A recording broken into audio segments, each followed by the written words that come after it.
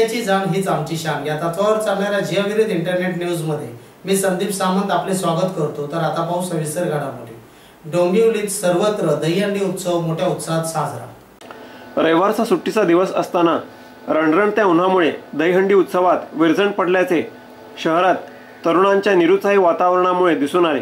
तर आयोजकांकडूनही दहीहंडी फोडणाऱ्या गोविंदावर टंचाईमुळे पाणी फवारणी केली नाही। मात्र तरीही गोविंदा पथकाचा सहभाग बेतास बेत होता। शहरात विविध राजकीय पक्ष संघटना यांनी गेल्या वेळेपेक्षा कमी रकमेच्या हंड्या ठेवल्या होत्या। दहीहंडी फोडताना हा क्षण चुकू नये म्हणून दरवर्षी होणारी गर्दी यावर्षी मात्र दिसली नाही।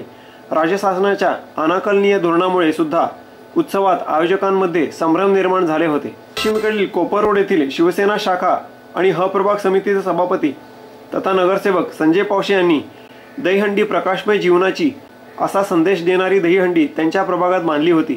नेत्रदान हे श्रेष्ठदान राष्ट्रीय नेत्रदान पंधरवड्यानिमित्त खासदार डॉक्टर श्रीकांत शिंदे यांच्या पुढाकाराने शिवसेना आयोजित विनामूल्य नेत्रचिकित्सा शिबिरासाठी ही दहीहंडी अर्पण करण्यात आल्याचे पावशे यांनी सांगितले। हंडीचं वैशिष्ट्य म्हणजे आमच्या खासदारांनी यावेळेला असं सांगितलं की आपल्याला दहीहंडी करायची, पण आज या दहीहंडीच्या निमित्त आपण लोकांना काहीतरी एक संदेश देऊया म्हणून आम्ही प्रकाशमय जीवनाची एक दहीहंडी आज तिथे कोपरगावातून आम्ही वार्ड क्रमांक 70 नगरसेवक संजय पावशे आणि माझे कार्यकर्ते सगळ्या महिला भगिनी, माझे शाखेचे कार्यकर्ते, युवा सेना आणि कोपरगाववासी यांच्यातर्फे आज दहीहंडीचा कार्यक्रम ठेवला आहे आणि त्यामध्ये आम्ही नेत्रचिकित्सा शिबिर, डायबिटीज फ्री चेकअप कॅम्प सगळे अवेलेबल केलेले आहेत। आणि आता आज आम्ही इथं आपला हिंदू संस्कृती आहे म्हणून हिंदू संस्कृती जपली पाहिजे म्हणून दहीहंडी हा उत्सव आपण पाडणार आहे।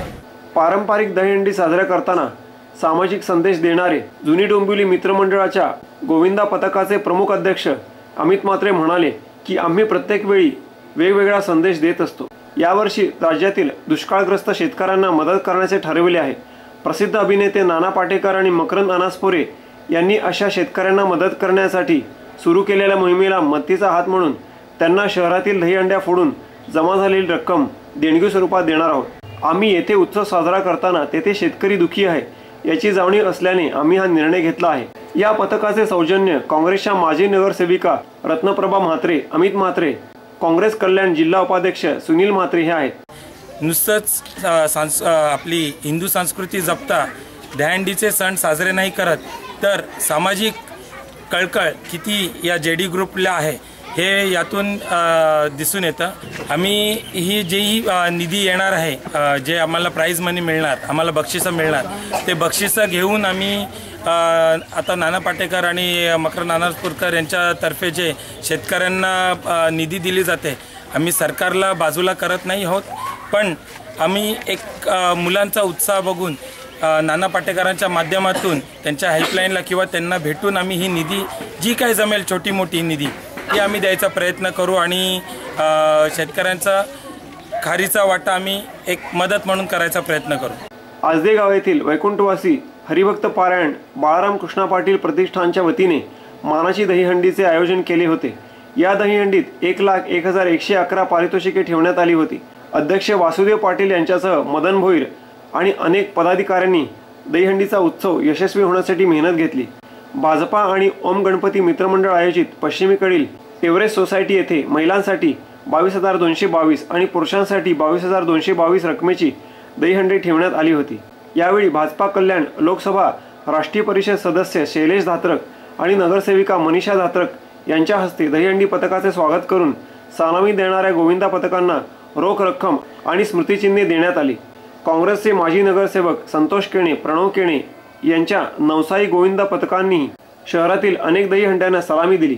आमदार रवींद्र चव्हाण यांनी बाजीप्रभू चौकात स्मार्ट सिटी स्मार्ट डोंबिवलीकर अशा नावाने दहीहंडीचा उल्लेख केला होता।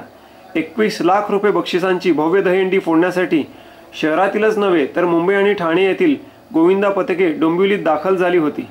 तर पश्चिमेकडील महात्मा फुले रोडवर दिलासा ग्रुपच्या वतीने मथुरा मानाची दहीहंडीचे आयोजन करण्यात आले होते। नगरसेवक जितेंद्र भोईर, परिवहन समिती सदस्य शैलेंद्र भोईर हे या दहीहंडीचे आयोजक होते। महिला गोविंदा पथकांनी या दहीहंडीला सलामी दिली। तसेच डोंबिवलीत मनसे डोंबिवली शहराच्या वतीने मानपाडा 4 रस्त्यावर नवनिर्माण दहीहंडीचे आयोजन करण्यात आले होते। Savarkar road, Ramnagar, Shiv market, Saraswat colony प्रभागात भाजप इच्छुक उमेदवारांची गर्दी। कल्याण डोंबिवली निवडणुकीचे वारे चांगलेच वाहू लागले। भाजपने सर्व कल्याण डोंबिवलीमध्ये बॅनरबाजी करून हवा निर्माण करण्याचा प्रयत्न केला आणि शिवसेनेपेक्षा एक पाऊल पुढे टाकले। त्याच जोरावर भाजपने आज डोंबिवली आणि कल्याण ग्रामीणमधील इच्छुकांचे अर्ज स्वीकारले। गेल्या काही दिवसांपासून ज्या प्रकारे बीजेपीने आपली हवा निर्माण केली आणि बॅनरबाजी केली, त्याच जोरावर इच्छुकांची गर्दी होईल असे वाटले, पण प्रत्यक्षात तसे नाही झाले। डोंबिवली पूर्वेतील 4 ते 5 प्रभागात फक्त इच्छुकांची गर्दी जास्त होती, बाकी सर्व ठिकाणी इच्छुकांची गर्दी दिसली नाही। सावित्रीबाई फुले नाट्यगृह येथे अर्ज स्वीकारले जात होते, पण फुले नाट्यगृह पूर्णपणे भरले नव्हते। Savarkar road, Ramnagar, Shiv market, Saraswat colony या प्रभागात इच्छुकांची गर्दी होती। इच्छुकांचा अर्ज स्वीकारण्यासाठी आमदार रवींद्र चव्हाण, आमदार नरेंद्र पवार, खासदार कपिल पाटील, उपमहापौर राहुल दामले आणि ग्रामीण अध्यक्ष नंदू परब उपस्थित होते। तर याचबरोबर हे बातमीपत्र संपले। पुन्हा भेटू याच वेळी याच ठिकाणी। तोपर्यंत धन्यवाद।